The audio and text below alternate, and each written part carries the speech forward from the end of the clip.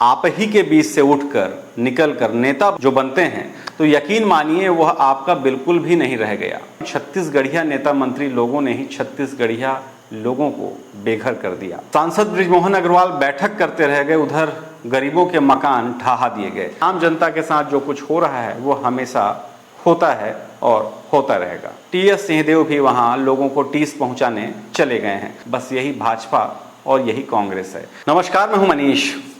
छत्तीसगढ़ के नकटी गांव में जो कुछ हुआ वह हर किसी ने देखा। क्या नेता और क्या अभिनेता से बने नेता, सबकी असलियत खुलकर सामने आ गई।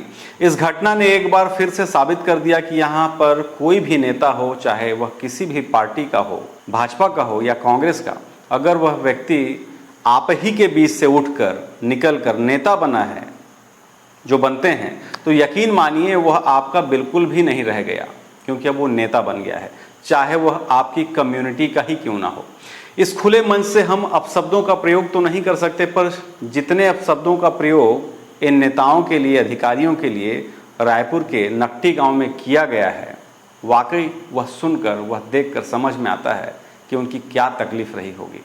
इस पूरे घटनाक्रम में गौर किया जाए तो ध्यान आता है कि आशियाने उजाड़ने का खेल कोई पहली बार नहीं हुआ है। सरकारें किसी की भी हों, हमेशा से यही होता आया है।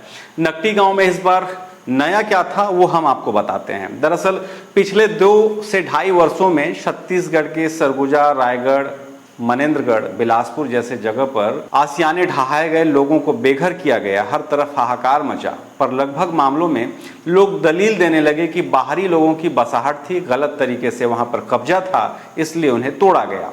अंबिकापुर में ही जब मकान गिराए गए तो उन्हें झारखंड और उत्तर प्रदेश के लोगों के द्वारा अवैध तरीके से कब्जा करना बताया गया। पर इस बार नकटी में जो कुछ हुआ वो ये हुआ कि छत्तीसगढ़िया नेता मंत्री लोगों ने ही छत्तीसगढ़िया लोगों को बेघर कर दिया। सांसद बृजमोहन अग्रवाल बैठक करते रह गए, उधर गरीबों के मकान ढहा दिए गए। स्थानीय विधायक जो फिल्मी दुनिया से आए हुए थे, उनकी कुछ भी नहीं चली। उन्हें समझ में ही नहीं आया कि ऊपर ही ऊपर क्या हो गया। असल में रियल और रियल लाइफ में जो अंतर होता है वो यहाँ पर बखूबी देखने को मिला। बावजूद शर्मिंदगी झेलने के मीडिया के सामने विधायक महोदय बत्तीसी दिखा रहे हैं और बयान दे रहे हैं।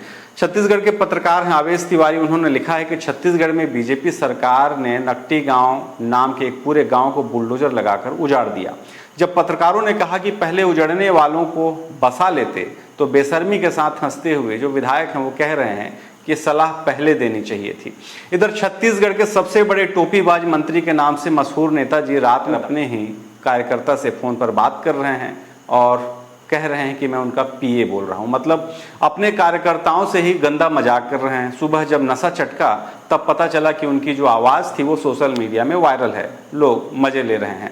अब नेताजी के करीबी लोग जो हैं वो इस ऑडियो को AI जनरेटेड बताने की कोशिश कर रहे हैं और सोशल मीडिया पर खर्च कर, पैसा देकर यह बताने की कोशिश की जा रही है कि वह मंत्री जी की आवाज़ नहीं थी। मुझे भी किसी का कॉल आया था कि आप यह खबर दिखाएं कि उसमें चौधरी जी की आवाज़ नहीं है बल्कि AI से बनाई गई आवाज़ है, हम इसके लिए आपको पेमेंट करेंगे। मैंने कहा अभी AI का दौर है, जब कोई नेता अपनी हरकतों के कारण इस तरीके से फंस जाएगा तो उसके पास सबसे आसान जवाब यही होगा बचने का कि मेरा ऑडियो या वीडियो नहीं है बल्कि AI से बना हुआ है, और लगभग यही हो ही रहा है। विधानसभा में विधायक धर्मजीत सिंह के सवाल पर हर किसी ने OP चौधरी की हरकतों को कैमरे के माध्यम से देखा कि वो कैसे गूंगे बहरे राजस्व मंत्री को सिखा पढ़ा रहे हैं। इधर अब फिर से सांसद बृजमोहन अग्रवाल अपनी ही सरकार में खुद को बाकी नेताओं से अलग बताने की जुगत में लगे हुए हैं। कह रहे हैं कि नकटी गांव को जिन्होंने उजाड़ा उन पर कड़ी कार्रवाई होनी चाहिए। अब सवाल है कि कार्रवाई आखिर करेगा कौन? कांग्रेसी तो आखिर करेंगे नहीं, सरकार भी तो आप ही की है। इधर इन खबरों के बीच कांग्रेस की एक चिट्ठी वायरल हुई जिसमें लिखा गया कि सभी कांग्रेसी विधायक नकटी गांव में बनने वाले विधायक कॉलोनी में जो बंगले बन रहे हैं उसे अस्वीकार कर दें, क्योंकि लोगों का, गरीबों का मकान उजाड़ कर हम वहाँ पर नहीं रहेंगे। तो कांग्रेसी अब कह रहे हैं कि हमें यहाँ पर बनाए बंगलों में नहीं रहना। मतलब जब तक कांग्रेस के बड़े लीडर इन्हें पॉइंट टू पॉइंट नहीं समझाते कि आगे की एक्टिंग में स्टेप क्या होगा, कांग्रेसी विधायकों को तब तक इस घटना का विरोध करना नहीं आया। आखिर कौड़ी के भाव में इन्हें भी तो कहीं ना कहीं बंगला मिल ही जाता। तो इसमें बुरा क्या था। इसलिए ऊपर से इशारा हो गया, तो अब यह भाजपा सरकार के खिलाफ बात कर रहे हैं और हर बार की तरह जो दोनों पार्टियां करती हैं वही टीम गठित करना और टीम गठित करके जांच करने का नाटक अब फिर से ये कांग्रेसी कर रहे हैं।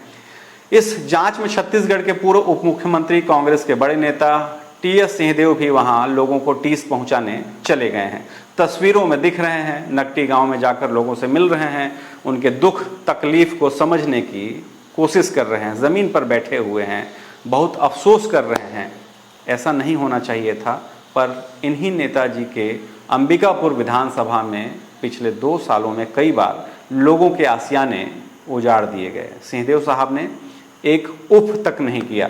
दरअसल अचानक उनका बड़ा नेता होने का जो ख्वाब है वह कैसे साकार होगा, यह याद करके एक बार फिर से एक्टिंग करने में एक्टिव हो जाते हैं साहब। फिर हमेशा की तरह एक मूक बधिर मुख्यमंत्री का पुतला जलाने की बात पर कांग्रेस में सहमति बन जाती है और फिर से छत्तीसगढ़ में पुतला दहन का दिखावा शुरू हो जाता है। कुल मिलाकर हर नेता जो सरकार में है निर्लजता की हदें पार कर रहा है और जो विपक्ष में है उसका नंबर कैसे बढ़े, कैसे बड़ी जिम्मेदारी मिले, इस उम्मीद से पीड़ितों के साथ होने का ढोंग करता रहता है। बस यही भाजपा और यही कांग्रेस है। बाकी आम जनता के साथ जो कुछ हो रहा है वो हमेशा होता है और होता रहेगा। शुक्रिया।